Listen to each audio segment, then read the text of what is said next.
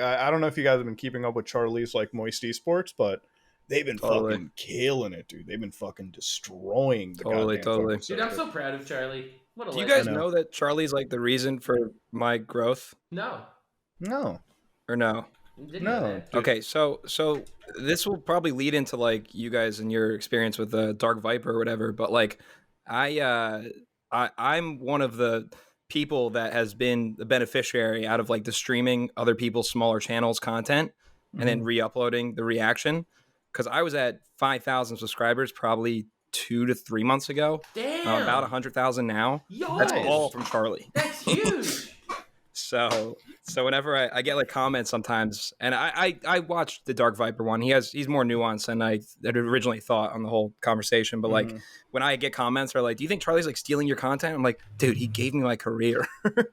Like, Yeah.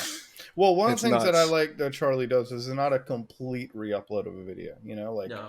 it's not a Yeah, re-upload, and there's a lot true. of times where he'll all tap to a different, and he'll do his own like research. He'll look in things in his own different He way. The does some video is kind googling. of like because the video is kind of like a Yeah, bet track to sort of like it piques the interest, but obviously he chases his interests out too in his own way, so it creates a unique video. The other thing I do definitely appreciate when Charlie will do a reaction is he'll keep your title and your channel name in his screen recording, right? yes, And yeah. a lot of people they And he won't kept do even that. even like the shout outs in the stream. Yeah, Yeah, so it's and like in that also respect it works.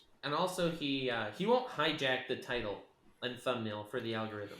Like his That's he'll that's important. it's a big thing. Like let's say you'll make a video, TikTok cringe is I don't know. Well, give me a title of your video. Yeah, that's the name of my videos. No, you're right. Down the Andrew Tate rabbit hole was your latest video. Okay, so if he would Yeah. do that, he would Yep. title the video something like "TikTok is weird."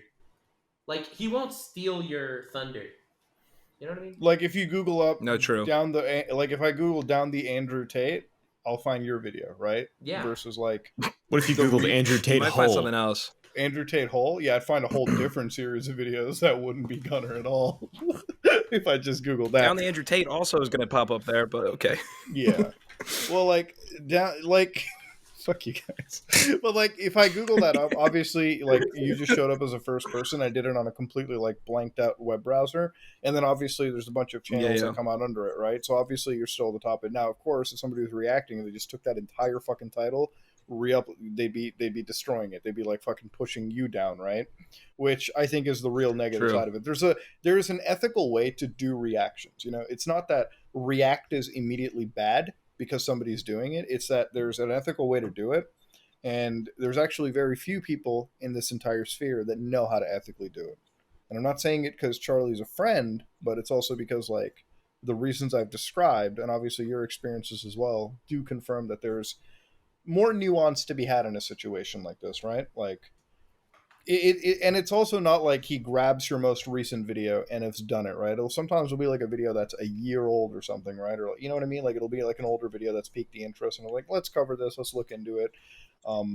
And that would actually be more beneficial because it's already a video that's had its prime. Now it's going to be researched and it's going to have other people look at more of your videos on the recommended side, for their own algorithms, which I think is probably the more ethical way to handle it. It's like the MasterChef stuff, right? Like back when they were streaming the fucking TV shows, I always have wondered if I was a streamer, like if I had the connections, I'm like, instead of streaming the newest season and getting a fucking DMCA strike, like, a normal fucking person would have probably issued, it'd be better if it's like, hey, let's watch season 1 to 2 and give us all the streaming rights for that. We'll have our like commentary over it. It might not be the newest thing, but because we're making it interesting and we're piquing the interest of the show, that might make people watching us choose to, watch the newest season of MasterChef, right? You know what I mean? Like watch an older season, rip on it, have fun, goof around, and then because of the, new audience that's built towards the brand, they choose to watch the newer stuff, right?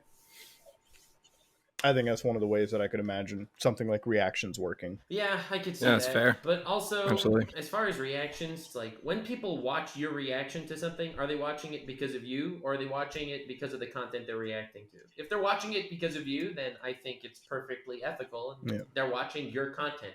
But if they're watching it because you title your video and you thumbnail your video basically what the other person did, then they're not watching it for you. They're watching it for the content that you're stealing.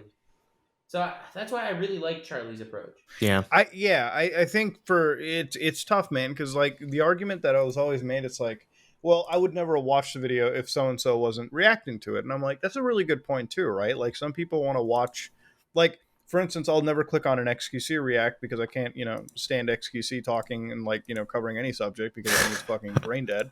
I'll Right. freely admit that. So I don't watch the XQC reaction, but somebody that's like, oh shit, okay, let's do it. They'll watch the XQC, and that might be the only way they'll watch the video. And to be honest, to all the power in that case, right? And again, I'm not, I don't want to like act like I'm an XQC hater. I just genuinely can't like stand it. However, I understand that content works for people, and that might be a gateway to watching somebody else's content. And if that's the only way you can consume it, it's kind of understandable because you're right. At that point, you're not watching the content creator. You're kind of just watching XQC do it. You're kind of just there to listen to your reactor more than the actual content in specific. I think where it also gets a little hazier I think it's too, like a big thing is like the size. yeah, the big thing is definitely, you're right, it's the size. For me, it's also like fucking just the concept of um where it also gets a little different to me is like if you're doing like news footage, like news content or something like that, people are often like conflated those things, and it's like there's a difference between like covering somebody's edited piece of YouTube content versus like reacting to like the Johnny Depp Amber Heard shit, because it's like people need to understand like that kind of stuff is that's free to access. Anybody can do that. It's like public domain shit. Where it gets really hazy and when somebody puts like 1,000 hours of work into it, they have like 1,000 sub channel. This is a video that could pop off for them, and you just kind of stifle them. That's where it gets really fucked up. That's where you can like hamper a creator for sure, or a reactor. Yeah, I would say it's kind of tough because like at my small size, like I will take any more impressions I can get, and like it didn't, even if it wasn't someone like Charlie. Like Charlie's obviously probably one of the best people, probably the best person you could have react to your content. Just based on size and audience and all that. And but like if it was anyone else on Twitch, like I don't think I would have cared. I get it. Like I totally agree with the sentiment. Like if you're not transforming it, then like bug off. But at the same time, like if you're small, as I was, like I will take anything. And I think a lot of smaller people feel that way too.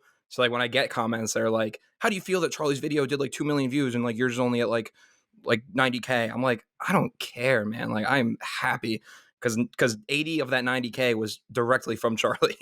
So Yeah, I I mean, respect like that. in that respect, it's like it's something that like I understand from the sentiment of the smaller creator. I also would like, if you're a smaller creator, also understand like it's fine if it happens to you, like, and if you're okay with it. Like at the end of the day, it's like between you and the reactor, right? Like who the fuck cares what anybody else has to say, right? Yeah, Like or totally. moral or like fights about it.